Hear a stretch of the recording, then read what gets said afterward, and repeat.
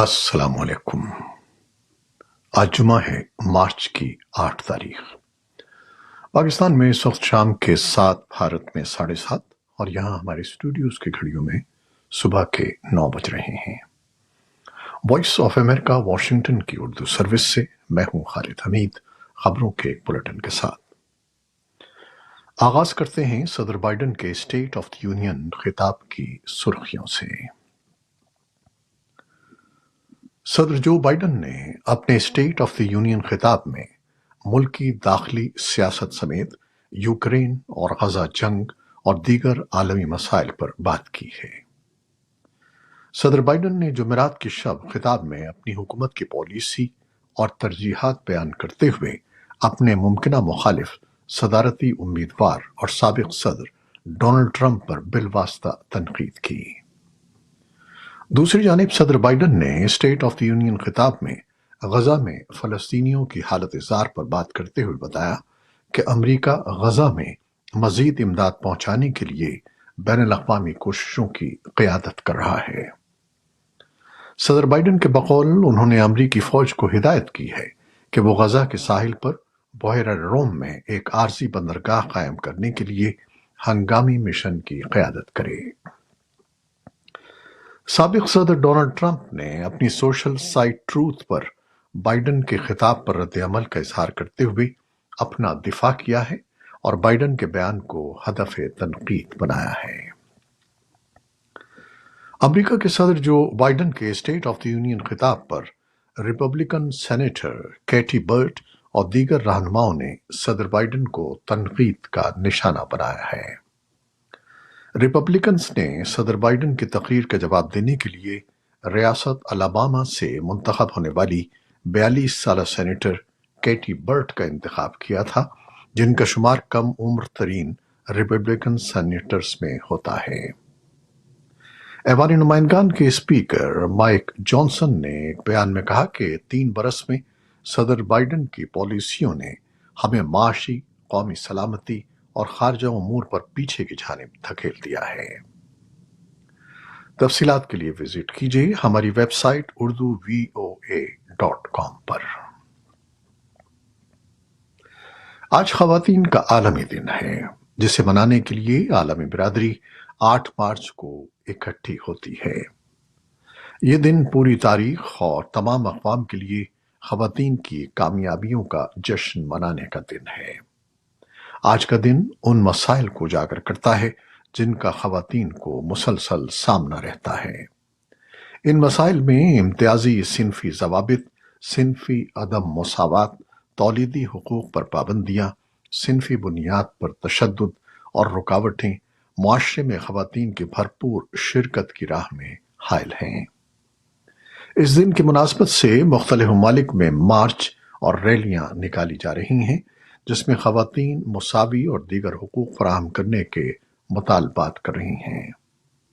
بعض مقامات پر یوم خواتین کے پروگرامات میں فلسطینی خواتین کے حق میں بھی آواز اٹھائی جا رہی ہے۔ پاکستان میں بھی اس موقع پر مارچ اور مختلف تقریبات کا اہتمام کیا گیا ہے۔ اس موقع پر وزیر اعظم شہباز شریف نے ایک تقریب سے خطاب میں اپنی حکومت کی جانب سے خواتین کی بہتری کے لیے کیے جانے والے اقدامات پر بات کی۔ افغان خواتین کے چھوٹے گروپوں نے جمعے کے روز نجی مقامات پر خواتین کے عالمی دن کے موقع پر غیر معمولی مظاہرے کیے، کیونکہ طالبان حکام کے کریک ڈاؤن کی وجہ سے کارکن خواتین سڑکوں پر نہیں آ سکتیں۔ افغانستان میں اقوام متحدہ کے مشن یونیما نے جمعے کو طالبان حکام پر زور دیا کہ وہ خواتین اور لڑکیوں پر عائد پابندیاں ختم کریں، اور کہا کہ ایسا نہ کرنے سے ملک کے مزید گہری غربت اور تنہائی میں جانے کا شدید خطرہ ہے۔ عالمی مالیاتی ادارے IMF نے کہا ہے کہ اگر پاکستان کی نئی حکومت عالمی مالیاتی ادارے سے ایک نیا اقتصادی پروگرام حاصل کرنا چاہے گی تو IMF اس کی حمایت کرے گا، لیکن اس کے ساتھ ہی IMF نے کہا کہ وہ پاکستان میں 8 فروری کو ہونے والے انتخابات سے متعلق تمام انتخابی تنازعات کے شفاف طریقے سے حل کرنے کے عمل کی حوصلہ افزائی کرے گا۔ عالمی مالیاتی ادارے کی ترجمان نے خبر رساں ادارے رائٹرز کو بتایا کہ پاکستان کے ساتھ اسٹینڈ بائی معاہدے کے دوسرے جائزے کے لیے پاکستان کی نئی حکومت سے بات چیت شروع کرنے کے منتظر ہیں، اور اگر پاکستان کی نئی حکومت درخواست کرے گی تو آئی ایم ایف کی طرف سے ایک درمیانی مدت کے اقتصادی پروگرام کو وضع کرنے کے لیے پاکستان کی حمایت کی جائے گی۔ سنی اتحاد کونسل کے نامزد کردہ صدارتی امیدوار محمود خان اچکزئی نے الیکشن کمیشن سے صدارتی انتخاب کے التوا کی درخواست کی ہے۔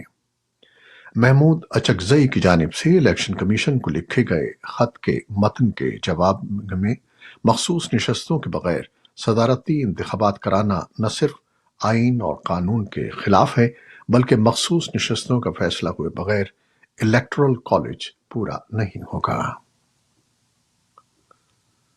چینی وزارت خارجہ کے ترجمان نے ایک نیوز بریفنگ میں کہا ہے کہ چین کا خیال ہے کہ بھارت کے ساتھ متنازع سرحد پر مزید فوجیوں کو شامل کرنے کا بھارت کا اقدام کشیدگی کو کم کرنے کے لیے سازگار نہیں ہے۔ متعدد میڈیا رپورٹس کے مطابق بھارت کی حکومت نے چین کے ساتھ اپنے متنازع سرحد کو مضبوط بنانے کے لیے مزید 10,000 فوجیوں کے دستوں کو تعینات کیا ہے۔ وزارت خارجہ کی ترجمان ماؤ ننگ نے کہا کہ ہم سمجھتے ہیں کہ بھارت کی جانب سے اٹھائے گئے اس طرح کے اقدامات امن کے لیے سازگار نہیں ہیں اور سرحد پر کشیدگی کو کم کرنے کے لیے فریقین کے اتفاق رائے کے مطابق نہیں ہیں۔ دونوں ممالک نے اس سے قبل فوجی اور سفارتی ذرائع سے بات چیت جاری رکھنے پر اتفاق کیا ہے۔ اقوام متحدہ کے انسانی حقوق کے سربراہ وولکر ترک نے جمعے کو خبردار کیا کہ زیر کنٹرول فلسطینی علاقوں میں اسرائیلی بستیوں کی توسیع ایک جنگی جرم ہے اور اس سے ایک قابل عمل فلسطینی ریاست کے قیام کا امکان ختم ہو جائے گا۔ وولکر ترک نے اقوام متحدہ کی انسانی حقوق کونسل کو بتایا کہ بستیوں کو قائم کرنا اور یہ سلسلہ جاری رکھنا اسرائیل کی طرف سے اپنی شہری آبادی کو ان علاقوں میں منتقل کرنے کے مترادف ہے جو بین الاقوامی قانون کے تحت ایک جنگی جرم ہے۔ یورپی کمیشن کی سربراہ ارسولا وان دیر لیئن نے جمعے کو امید ظاہر کی ہے کہ جنگ زدہ فلسطینی علاقے میں قحط کے خدشات کے درمیان قبرص سے غزہ تک انسانی امداد کی راہداری اس ہفتے کے آخر میں کھل جائے گی۔ وان دیر لیئن نے قبرص کے صدر نیکوس کرسٹوڈائلس کے ساتھ قبرصی بندرگاہ لارنا کے دورے کے بعد کہا کہ ہم اس راہداری کے اس اتوار تک کھلنے کی امید کرتے ہیں۔ اقوام متحدہ کے انسانی حقوق کے دفتر نے جمعے کے روز کہا کہ غزہ کے سرحدی شہر رفح میں اسرائیلی حملے کی اجازت نہیں دی جا سکتی کیونکہ اس سے بڑے پیمانے پر جانی نقصان ہوگا۔ اقوام متحدہ کے انسانی حقوق کے دفتر کے ترجمان جیریمی لارنس نے کہا کہ اگر اسرائیل کوئی بھی زمینی حملہ کرتا ہے تو اس سے بڑے پیمانے پر جانی نقصان ہوگا اور مزید ظالمانہ جرائم کا خطرہ بڑھ جائے گا۔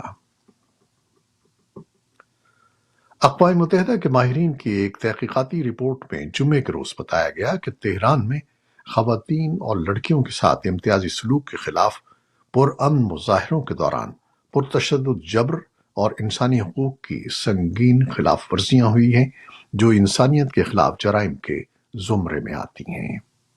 ان میں عام شہریوں کے خلاف قتل، قید، تشدد، زیادتی اور جنسی تشدد کی دیگر اقسام کا ارتکاب وسیع اور منظم حملوں میں کیا گیا ہے۔